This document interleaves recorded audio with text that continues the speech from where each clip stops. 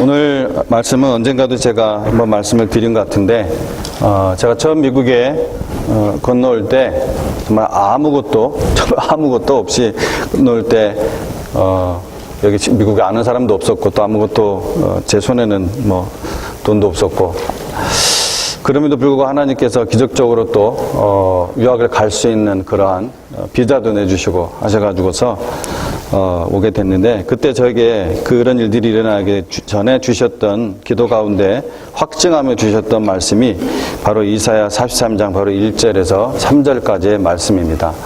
그래서 좀 어떻게 일부러 그렇게 보는 건 아닌데, 올해 마지막 주를 보내면서 어떤 말씀을 함께 나눌까 고민하면서 기도하면서 생각난 말씀이 이 말씀이었는데, 또 그 말씀이 그 말씀이더라고요. 그래서 더 감회가 좀 새롭습니다.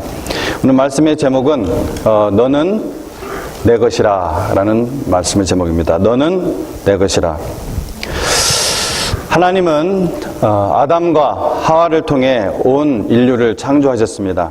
하나님이 사랑하는 자녀로서 창조하셨고, 또 하나님께서 그 지으신 우주 만물을 잘 다스리고 관리하라는 그러한 특별한 사명을 주셨습니다.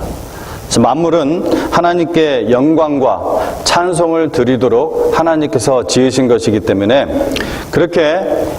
인간의 사명은 곧 하나님께 영광과 찬송을 돌리도록 사는 삶이었던 것입니다. 근데 최초의 남자와 여자가 하나님께 범죄한 이후 이를 미리 아셨던 우리 하나님께서는 이 아들 하나님을 메시아로, 또 그것도 사람의 아들, 두 자로 하면 뭐죠? 한자어로?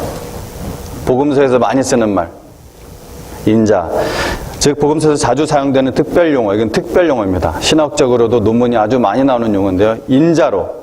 인자로 태어나게 하실 계획을 그들에게 말씀해 주셨습니다.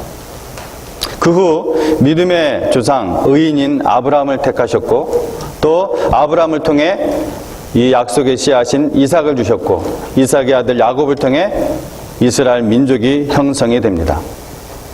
그러나 온 인류를 오직 믿음으로 나오는 자들만 구원하실 계획을 위해, 그것을 위해 선택하셨던, 즉 온 인류를 위해 선택하셨던 이 이스라엘 민족이 그들을 선택하시고 구원하신 하나님을 배신하고 오히려 자기들의 배와 쾌락을 위해 만든 우상들을 섬겼습니다.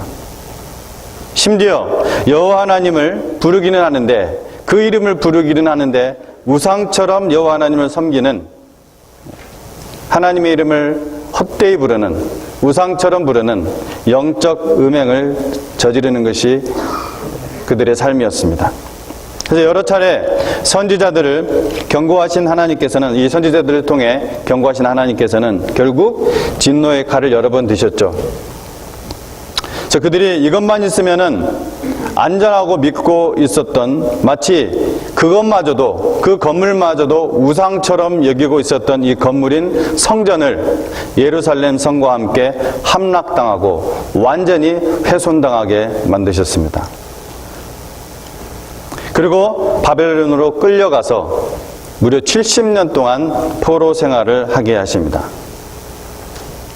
70년이면은 또 다른 한 세대가 태어날 수 있는 그러한 연수죠. 그렇습니다. 하나님께서는 이 아브라함과의 약속, 또 그 이후에는 다윗과의 약속을 지키시기 위해서 그들을 완전히 버리지 아니하시고 70년이라는 기간을 심판의 기간으로 두겠다고 미리 말씀을 그들에게 해 주셨습니다. 그들 가운데는 캄캄한 현실 가운데서도 하나님께서 주신 그 말씀을 믿음으로 이스라엘의 그 회복을 기다리는 사람들도 있었지만, 믿음이 부족해서 과연 이스라엘이 회복할 수 있을까 하는 불신 속에 살아가는 사람들이 있었습니다. 더군다나 70년이라는 세월은 짧은 세월이 아니죠. 긴 세월입니다. 그래서 그곳에서 태어난 세대 가운데 부모로부터 신앙 교육을 철저히 받지 못한 자녀들은 이제 완전히 바벨론적으로, 성경에서 바벨론은 항상 세상, 음행을 가리키죠. 세상과 음행과 죄악, 그리고 적그리스도. 그 바벨론에서 사는 생활이 바로 징계기간이었고 회개기간이었음에도 불구하고 그 부분들 가운데는 그 자녀들에게 신앙교육을 철저히 시키지 못하고 적당히 자기 나름대로 살아가게 하는 그러한 부모들이 있었기 때문에 그 부모들과 함께 그 다음 세대에 태어난 그 자녀들은 완전히 바벨론적이고 하나님의 백성이라는 그런 정체성을 아주 우습게 여기며 살아가고 있었습니다. 바로 이때를 위해서 그들이 완전히 낙담하지 않고 참된 회개 속에 믿음으로 잘 기다리도록 그 70년을 잘 기다리도록 이사야 선지자를 통해 그들이 바벨론에 의해 침공당하기도 전에 약속을 써놓게 하셨습니다. 즉 오늘 이 말씀은 지금 바벨론에 있는 그들에게 즉 주전 586년에 유다가 멸망했지 않습니까? 바벨론에 의해서 그 이후에 주신 말씀이 아니라 그보다 훨씬 전인 최소한 주전 700년까지 올라갈 수 있는 그 이사야를 통해 약속의 말씀을 미리 기록해 놓게 하셨어요. 이 말씀을. 그것이 그러한 약속의 말씀들이 이사야 40장 이후의 말씀들입니다. 40장 이후의 말씀. 그 말씀 가운데 오늘 본문이 나온 거예요. 그 말씀 가운데 오늘 본문이 나왔고 그 본문 가운데 그 말씀이 너는 내 것이라. 이 말씀입니다. 우리도 때로는 바벨론 포로로 끌려간 유다 백성들처럼 그러한 절망적인 상황을 만날 때가 있습니다. 그러나 절망하거나 포기하지 말라는 것입니다. 그것이 하나님의 약속입니다. 그 모든 고통의 시간은 그리스도 안에서 우리의 연약하고 부족한 모습들이 이제는 더욱더 새로워지고 강해지고 더욱 온전하게 빚어지기 위한 과정이기 때문에 그렇습니다. 그러므로 고통의 순간에도 온 우주 만물을 지으시고 다스리는 그 창조주 하나님께서 우리를 창조하셨음을 잊지 말아야 되는 것입니다. 저는 태어난 후 8살 때까지 아빠라는 울타리가 없었습니다.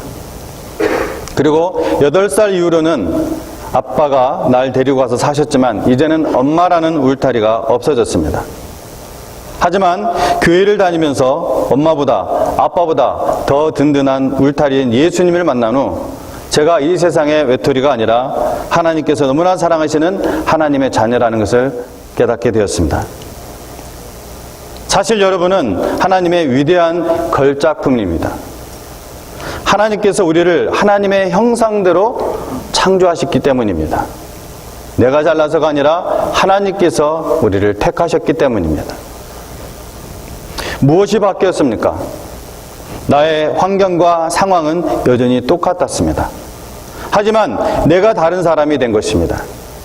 이제는 하나님의 사랑을 받는 존재요, 썩지 않을 영원한 것을 위해 사는 그러한 인생이 된 것입니다. 과거에는 내가 세상에 속해 있었고 어떻게 하면 이 세상에서 내가 마음껏 살아갈 수 있을까? 어떻게 하면 내가 이 집을 뛰쳐나가서 독립하며 살 수 있을까?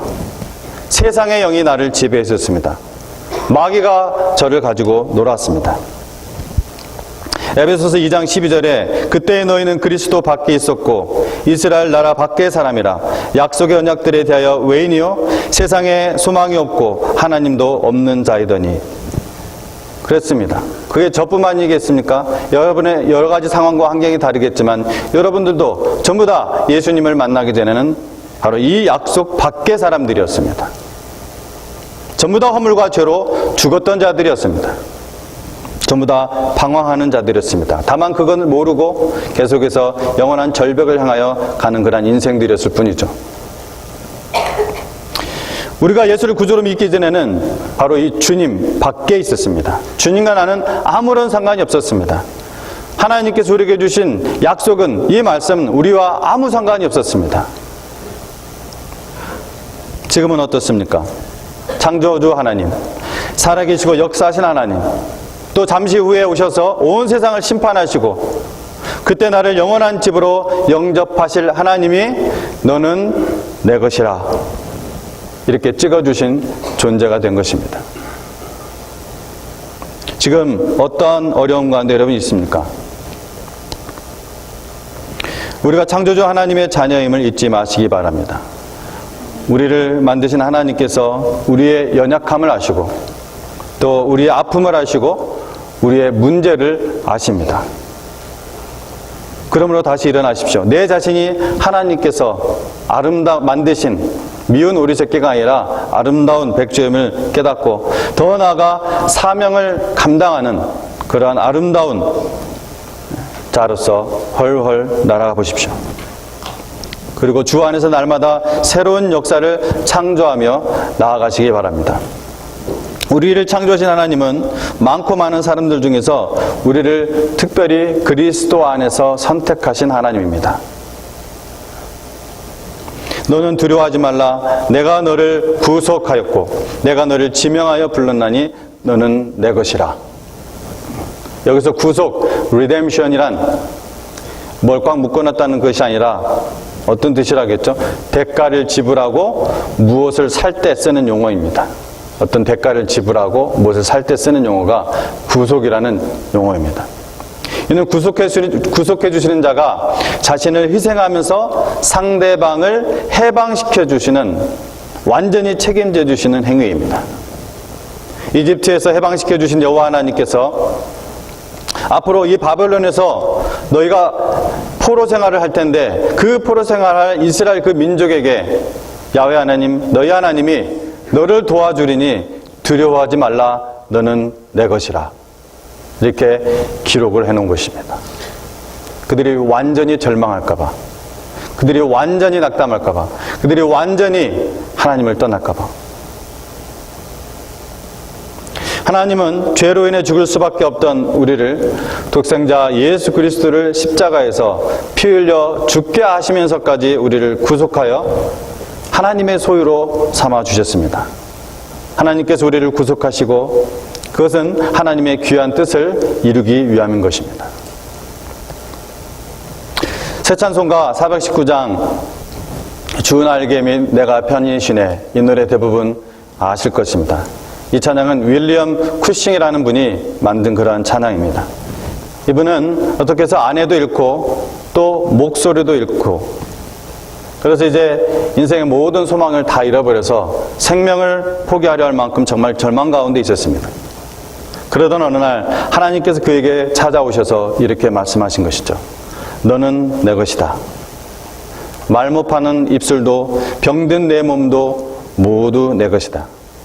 내 사랑하는 아들을 십자가에서 피 흘려 죽게 하면서까지 내가 너를 값주고 샀노라. 여러분, 주님께서 너는 내 것이다 이렇게 말씀하시며 그의 영혼을 어루만져 주실 때 그는 모든 절망과 그 두려움에서 자유함을 얻었던 것입니다. 그 후에 그 모든 것을 내려놓고 주님 날개 거함으로 주 안에서 만족하기를 원하며 글을 쓰기 시작한 것이 바로 찬송가 주 날개 및 내가 편안히 쉬네, 이 찬양입니다. 여러분, 지금 어떠한 고난 가운데 있습니까? 두려워하지 마시기 바랍니다. 힘들고 어려워도 주님의 날개 아래 거하시면서 우리를 택하신 그 하나님의 은혜에 감사하며 살아가십시오.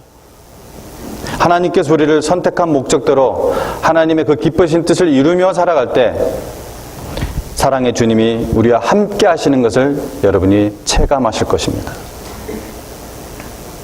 우리를 창조하시고 선택하신 하나님은 여러 고난 속에서 우리와 함께 하시고 그 고난 속에서 우리를 건지시고 또한 보호하시는 하나님입니다.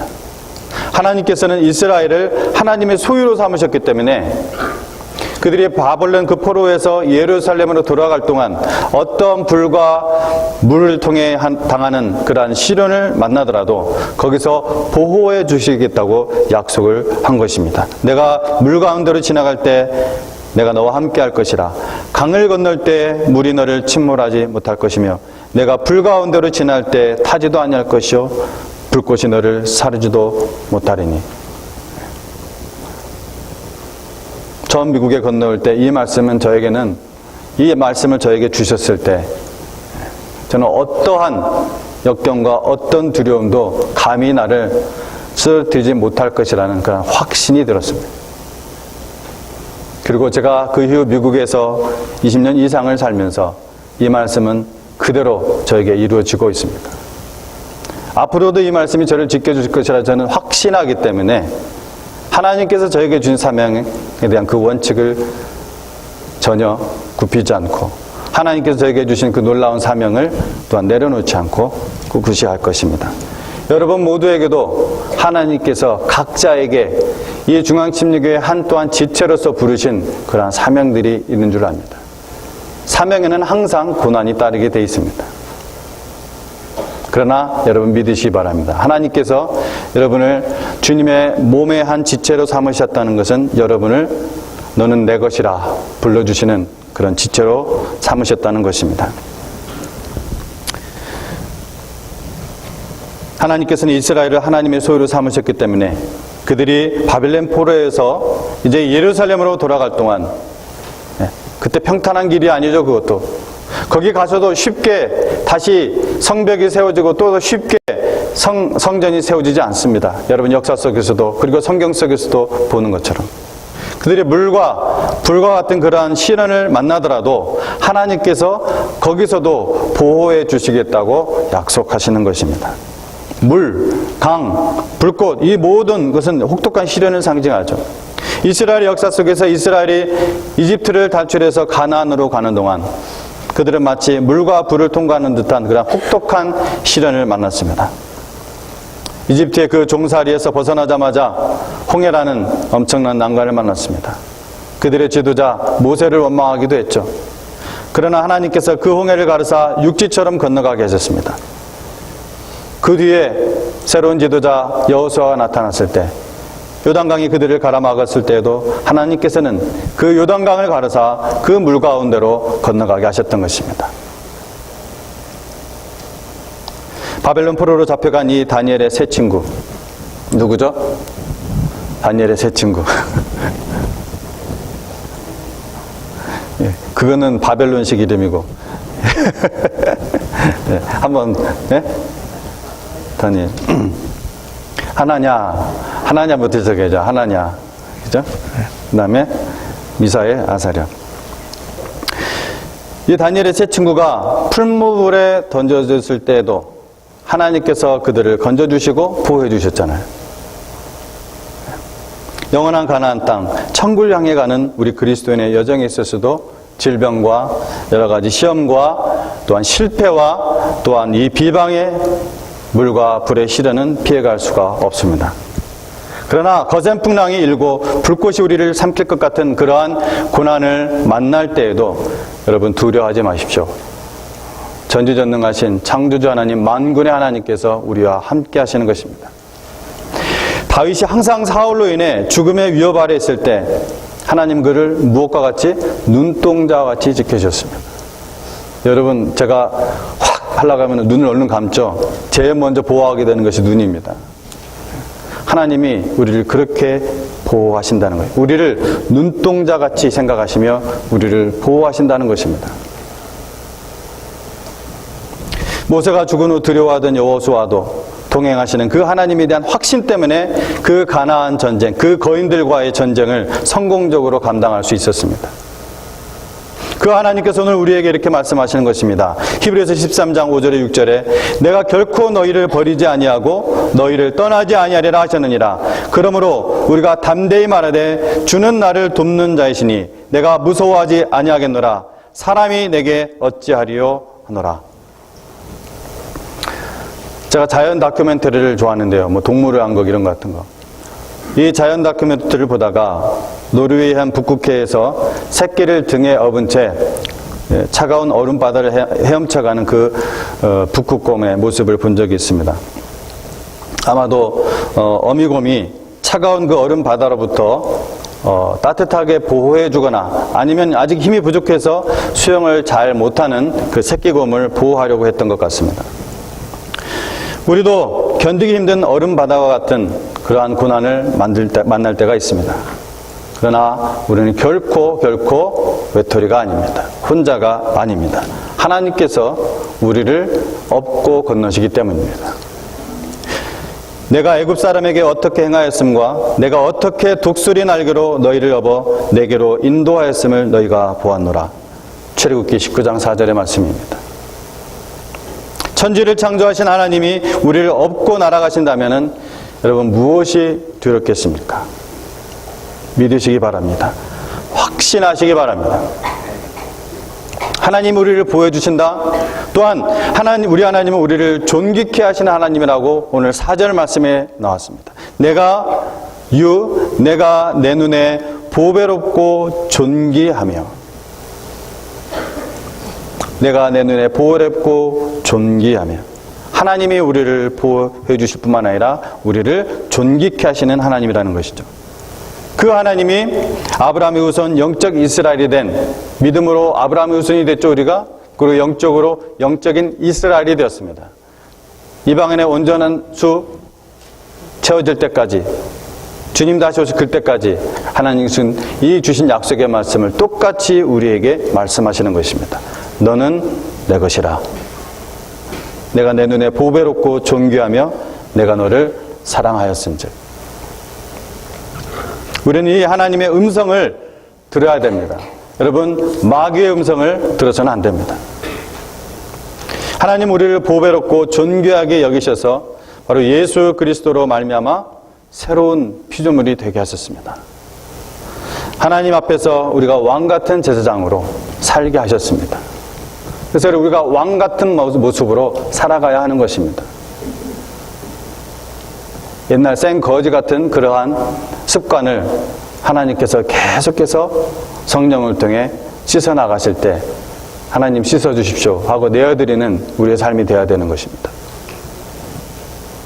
2018년 마지막 주일, 2019년 새해를 바라보는 오늘, 이 시간 하나님께서 우리에게 주시는 말씀은 너는 내 것이니라입니다. 하나님께서 우리를 하나님의 것으로 삼아주셨습니다. 하나님의 소유로 삼아주셨다는 거예요. 그래서 밤에도 낮에도 항상 우리를 간수하시고 챙기시고 또 보호하시고 감싸주시고 보장하시고 이끌어주시고 책임져 주시는 것입니다. 왜 그럴까요? 다시 한번 얘기한다면 우리가 하나님의 것이기 때문입니다. 우리가 하나님의 소유이기 때문에.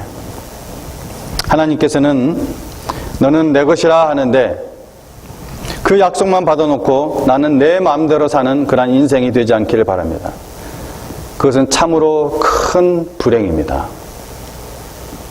하나님의 자녀된 자는 너는 내 것이라 하는 이 하나님의 음성 앞에 인간으로서 자기의 존재의 목적을 깨닫고 일생이 다가도록 하나님의 영광을 위해서 사는 것이 바로 진정 최고의 인생, 가장 복된 인생이라는 것을 믿으시기 바랍니다. 함께 기도하겠습니다.